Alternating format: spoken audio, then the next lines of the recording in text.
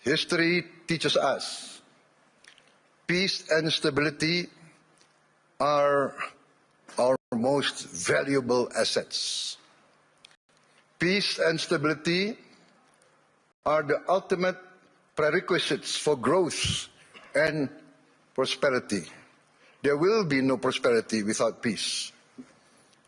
Excellencies, distinguished delegates, the IMF recently described Indonesia as, I quote, a global bright spot with strong economic growth amid a challenging external environment. While the world had faced tightening financial conditions, trade tensions, and political uncertainty, Indonesia continues to grow. Indonesia's economy grew by more than 5% every year over the last decade.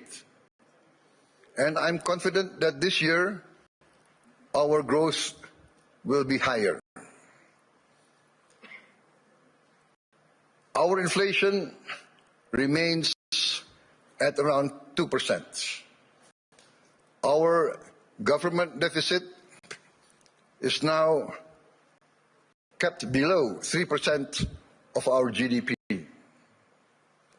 International institutions did not praise us because of unfounded optimism.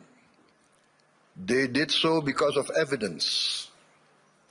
They recognize that Indonesia's economy is resilient.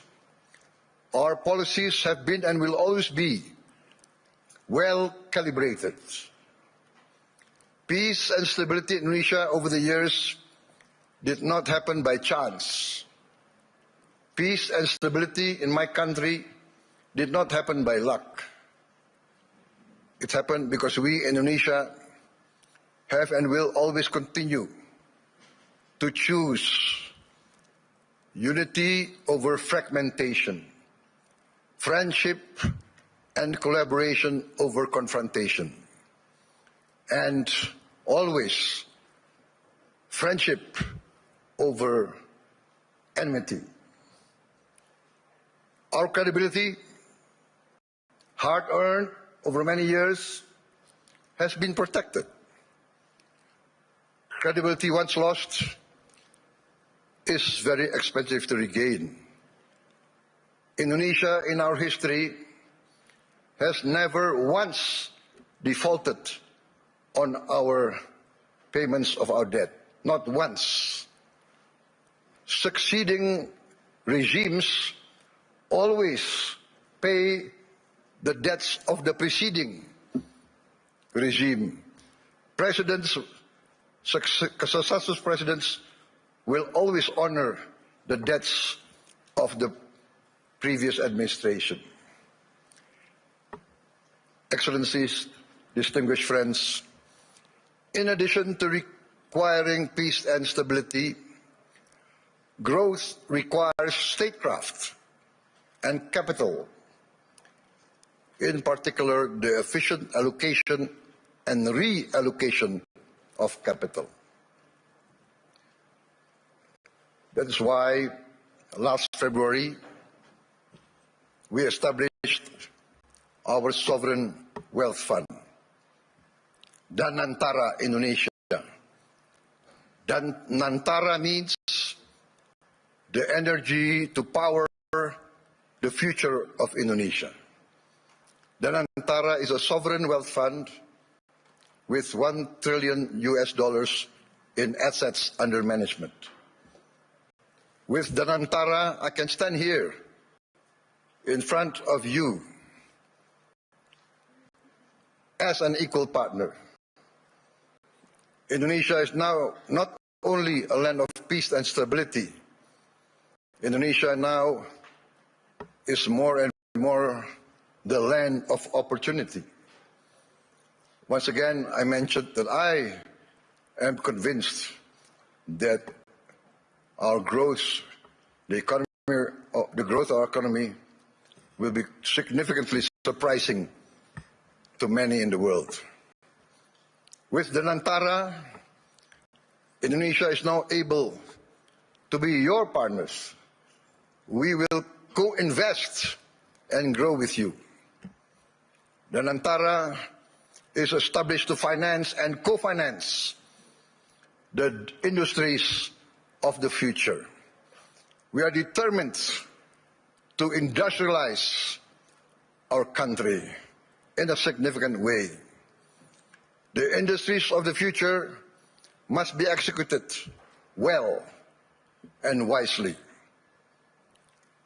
That is why we built the Nantara with strong oversight and institutional responsibility.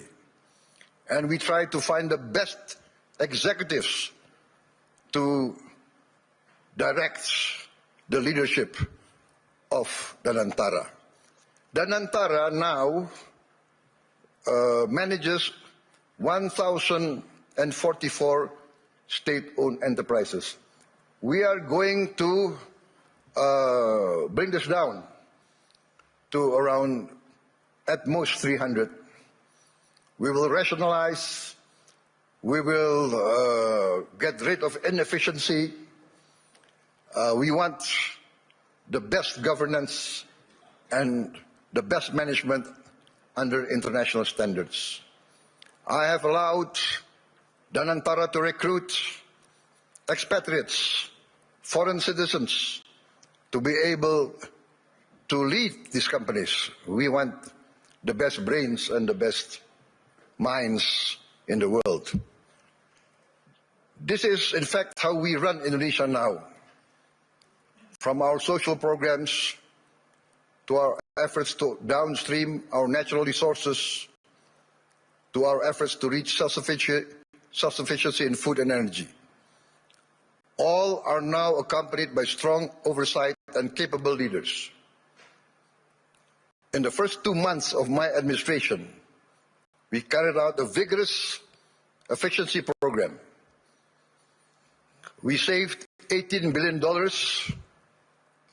by stopping inefficient and dubious programs from our budget,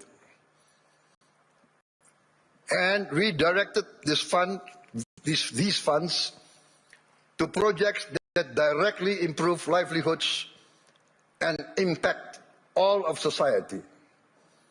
As a result, on January 6, 2025, we started our free nutritious meals program for pregnant and lactating mothers, infants, and all Indonesian children.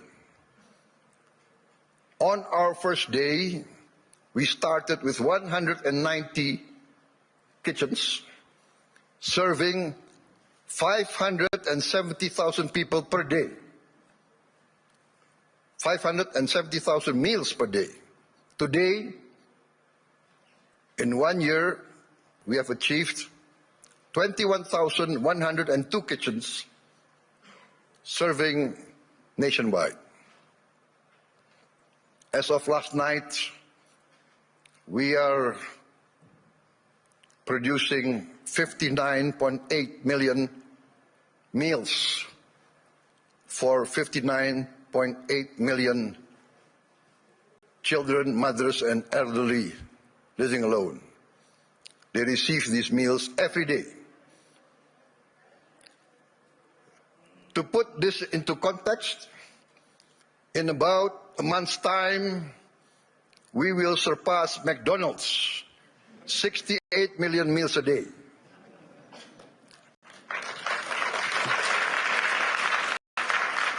We started in January of last year. This year, we aim to serve 82.9 million meals a day. All children of Indonesia, from the womb of their mother up until they reach 18 years of age, benefit from this program. For pregnant and lactating mothers, we deliver the meal daily to their home. This is also delivered to their homes for the elderly living alone. To put this in the context I mentioned, I think McDonald's started their first kitchen in 1940. To reach 68 million, it took them, well, 55 decades more. We will reach 82.9, I hope, by the end of December 2026. But my people say, no, sir, we will reach 82.9 before December. So hopefully we will achieve this. In addition to strengthening our children, our free meals strengthens our economy. More than 61,000 micro, small and medium enterprises and cooperatives are now a part of this supply chain. We are creating more than 600,000 jobs just at the kitchens. At its peak, we are optimistic it will reach 1.5 million direct jobs with vendors, with suppliers. There will be another more than 1 million livelihoods embraced and improved. This is why I'm convinced that our growth will reach impressive numbers. Our social policies must expand productivity and produce growth. Today, 70 million Indonesians receive free medical checkup, and they will receive free medical checkup once a year for the rest of their lives. And this will increase to all the children and the adults of Indonesia. We are providing free medical checkup to all citizens of Indonesia. This is not a populist program. This is a rational program to save money. By detecting illness, disease at an early stage, we will save much more in the long term in treatment. This actually is a productivity improvement program. My experts say that in the long run, we will save many, many billions of US dollars. Last year, for instance, we renovated 16,140 schools. We equipped 288,000 schools, each with one 75-inch interactive flat panels as part of our digitalization of our education program.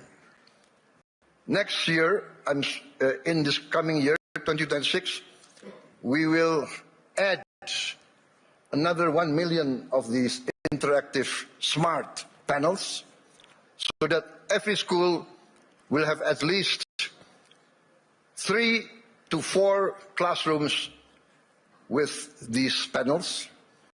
And we hope within 3 years, all the schools of Indonesia will have at least 6 classrooms with digital interactive panels. That means that I, for instance, in Jakarta, I can drop in on any school of Indonesia and I can see the quality of teaching of the teachers. I can see the reaction of the children.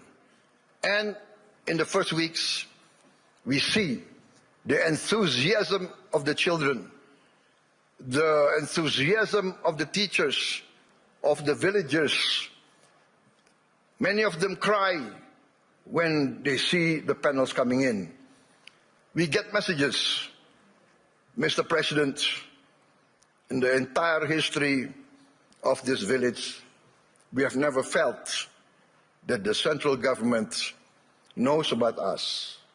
This is the first time we feel that the central government cares about us and is now in our village, is now helping to teach our children.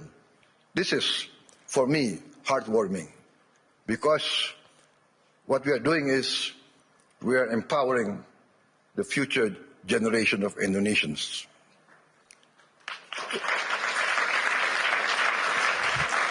Why does this matter to global investors gathering here at the World Economic Forum? Because I am of the conviction that human capital determines long-term growth, long-term returns. Human development, human resources is the key to a thriving and successful nation. Lack of education is the path towards failed states. No country can hope to be stable and prosper if its people are illiterate, if its people are not able to keep up with modern science and technology. In addition, this year we will increase the renovation. I'm determined to modernize and renovate 60,000 schools.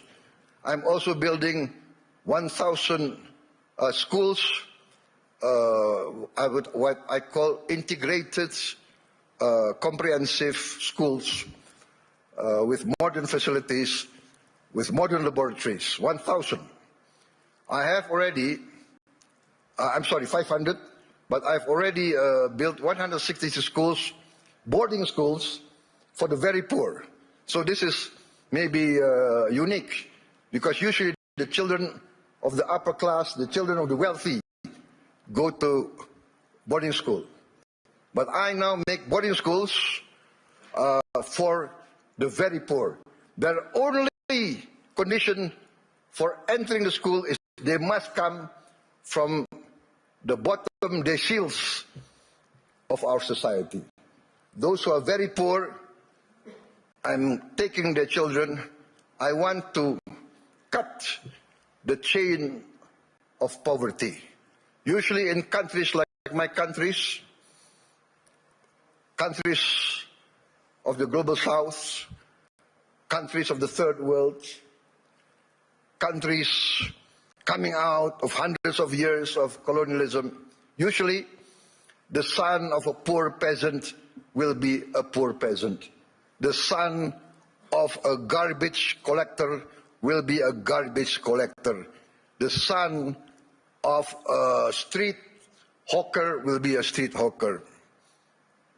The son of a day laborer in the harbor will also be a day laborer in the harbor. This is what we call in the global south the circle of poverty. I'm determined to break the circle. I'm determined that the son of the poorest should not be poor. They must be given equal opportunity. And that's why I've already built 166, and I will build total 500 of these boarding schools.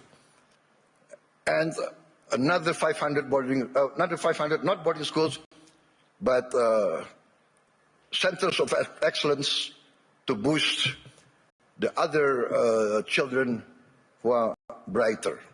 Also, I've started 20 new boarding schools for the academically gifted.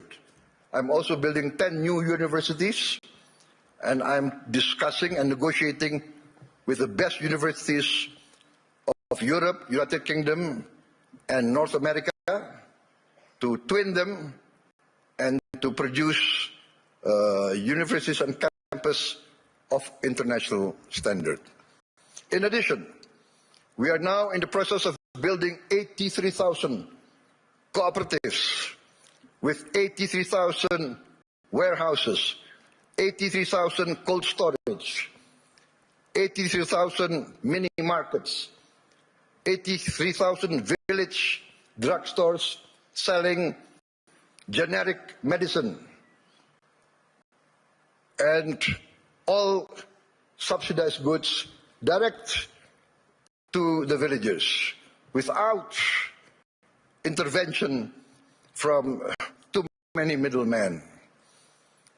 We are also going to modernize what we call the new fishing villages. We will build at least 1,000 this year, but we actually want to allocate funds for 5,000 villages. Each village will have 2,000 fishermen. We hope to impact 10 million fishermen. With their wives and their children, this will impact at least 40 million Indonesians. We have started a pilot project in Biak, in Papua, and the result is very heartening. The average increase in their livelihood is 60% increase in their annual livelihood. Why? Because before, to get ice was impossible for them. There was no ice-making factory near their villages. To get diesel very far, we will build diesel stations, in every village. They will have access very easy. Ladies and gentlemen, let me say this clearly. There is no investment climate without the certainty of equitable rule of law. Nobody will come in to invest in a country that is lawless or of dubious legal tradition.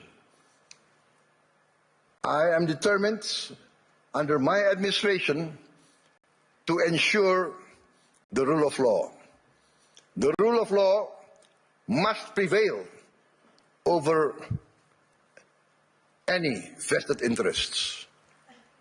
In 2025, Indonesia, as I promised, we will confront, and we have confronted, corruption directly, firmly, and openly. As any person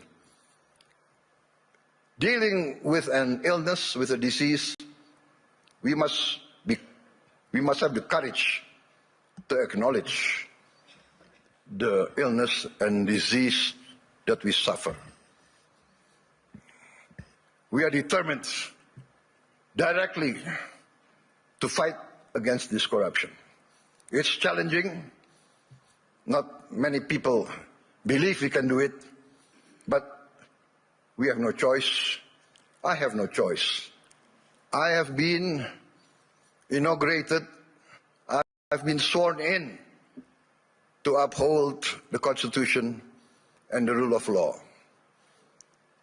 In my first weeks in government, we uncovered massive abuse in fuel and crude oil governance.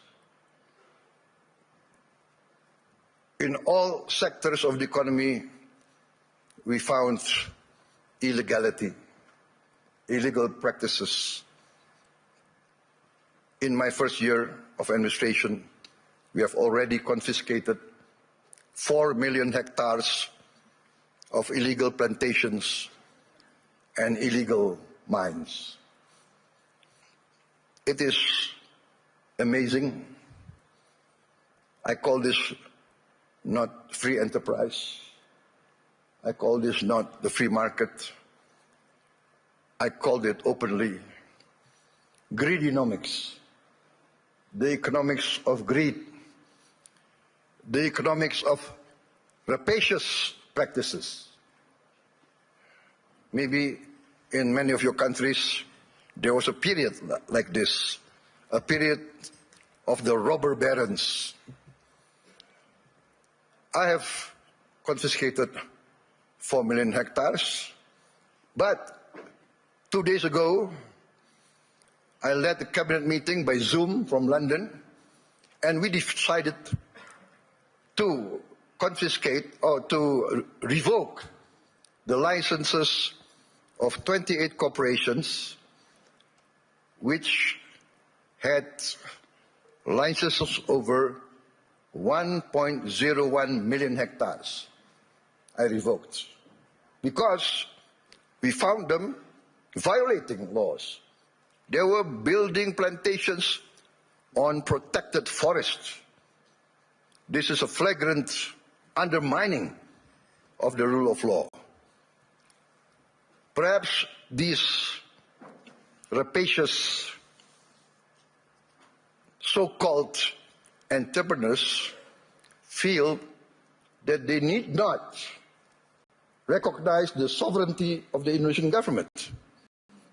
Or perhaps they feel they can buy all Indonesian government officials.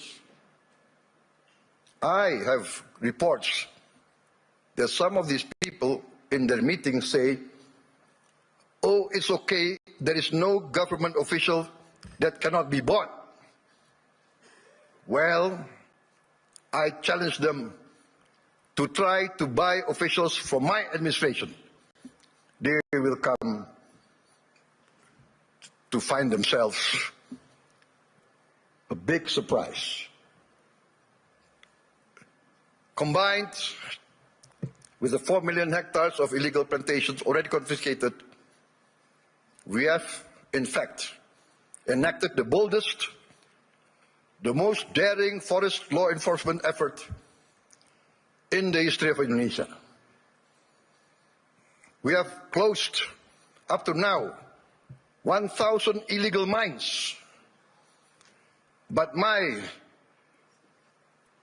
staff, my people report to me, sir, there is at least another 1,000 or more. There could be as many as 666 corporations that violate the law. So I say, what can we do? We can only have the courage to enforce the law. There can be no compromise. There can be no turning back. My people demand this, and we are determined to serve our people in honesty. We are determined, I am determined to uphold my oath, defend the Constitution of my country, enforce the law of the land. You might not have heard our story because we are people who do not like to be flamboyant. We are low-key. We tend to be below the radar. But we are very determined in our effort to keep up with the rest of the world. You might not have heard this story, but extreme poverty in Indonesia fell to its lowest level in history. I'm determined in the next 4 years we will eradicate extreme poverty and we will bring down poverty as a whole. That is my mission in my life. That is my mission in the remaining years of my life. There is nothing more honorable. There is nothing more satisfying than bringing down poverty and bringing down, eradicating hunger. There is a saying I learned from my elders. One of my elders, very wise man, very honest political leader, he told me, Prabowo, the duty of a leader is very simple. The leader of this country, if you want to be leader of the country, you must work so that the poor and the weak can smile and can laugh. Very simple. What does that mean? If the poor, the weak, can smile and can laugh, that means they have hope. That means they see a future. That means their livelihood is being improved. So that is my mission now, to make the poorest of Indonesians, the weakest of Indonesians, smile. I think part of this is we must combat corruption, manipulation, malfeasance. Ladies and gentlemen, a few days ago, I was surprised myself. Gallup poll and Harvard University found that a research survey of hundreds of countries found that Indonesia, the Indonesian people, is the most happiest people, the most flourishing country in the world, with the people the most optimistic. This is a bit heartening, but for me also a bit sad. I know my people. Many of them live in shacks. Many of them do not have clean water. Many of them do not have bathrooms. Many of them eat rice with salt. And yet they smile. And yet they have hope. We also achieved self-sufficiency in rice. The first time in many, many years, our rice production is the highest in the history of Indonesia. I gave a target to be self-sufficient in 4 years. I gave a target to my team. They did it within 1 year. I am convinced in the next 4 years, we will be self-sufficient in the other food products. Corn, sugar, protein. Excellencies, distinguished delegates, Indonesia does not fear economic integration. We are a trading nation for hundreds of years. We conclude now trade agreements not because it is fashionable, but we consider it necessary. We believe in the concept of win-win. Last year we signed free trade agreements and comprehensive economic partnership agreements with Europe, with the EU, Canada, Peru, Eurasia. I have just visited the United Kingdom to sign our new strategic partnership. Also an economic growth agreement. And we hope next year we can conclude a comprehensive economic partnership agreement with the United Kingdom. This is part of our strategy to deepen productivity, reduce barriers, unlock private sector growth for Indonesia, ASEAN, and the Global South.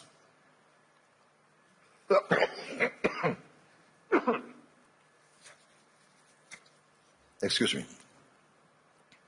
We believe that trade integration, when done fairly, is not a threat to sovereignty. We believe trade is a tool for prosperity. Indonesia has a clear vision. We are determined to become a modern country, integrated with a global economy, providing good quality of life for its citizens, living free of poverty and hunger. But we understand very well this cannot be achieved by slogans alone. It requires determination, good governance, clean government, free of corruption and malfeasance. And in the end, we must have efficient public administration. We must also enact a new culture in our bureaucracy.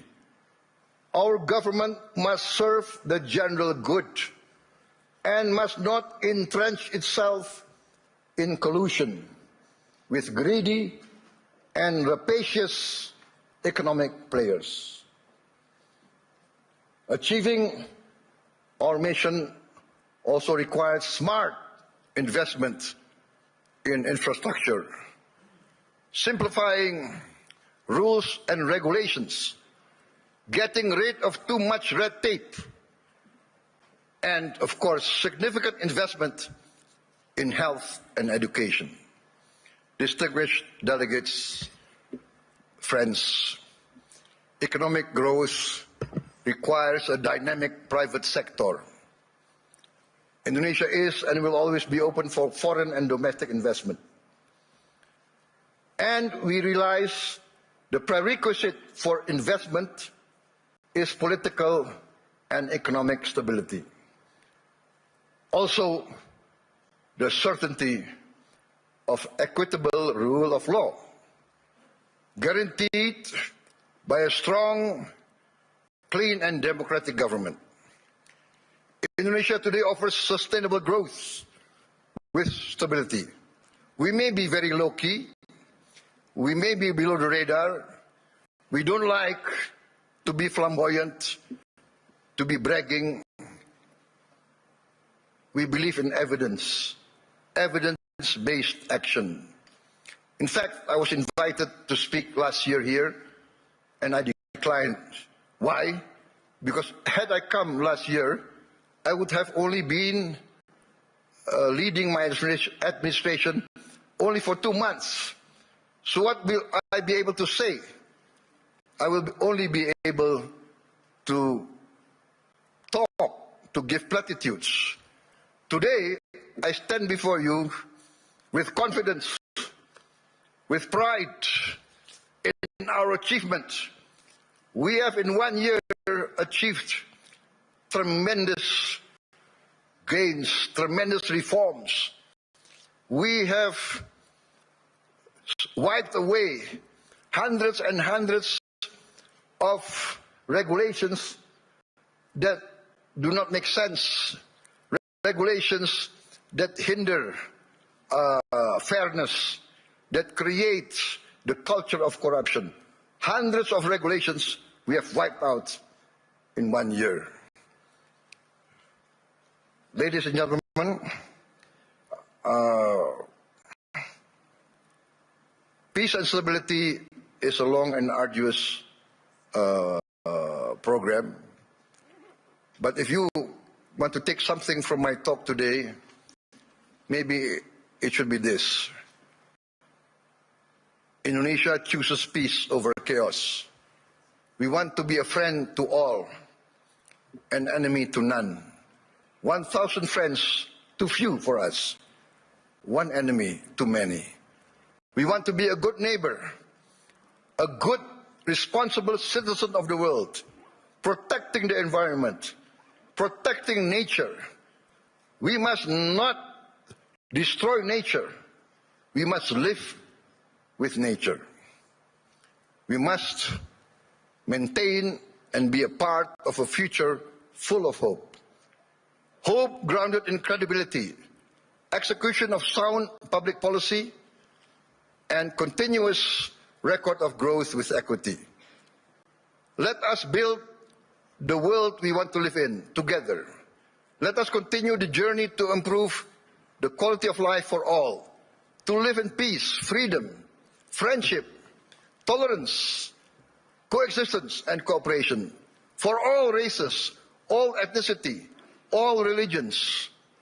Let us continue our pursuit of justice for all, security and freedom for all. I look forward to seeing many of you here in this room in Indonesia, because in Bali this June, we will host the first Ocean Impact Summit together with the World Economic Forum, which Indonesia is sponsoring, together with the important participation of Mr. Ray Dalio and his research vessel, Ocean X. There is a SpaceX, I think, from Mr. Elon Musk, but I think Mr. Ray Dalio is one of the pioneers in ocean research. And Indonesia, being 3/4 sea, we are very concerned about the future of our ocean. Ladies and gentlemen, thank you very much for your attention. May you go in peace with the blessing of the Almighty God. Wassalamualaikum warahmatullahi wabarakatuh. Shalom, salve, Om Shanti, Shanti Om. May peace be upon us all. Thank you.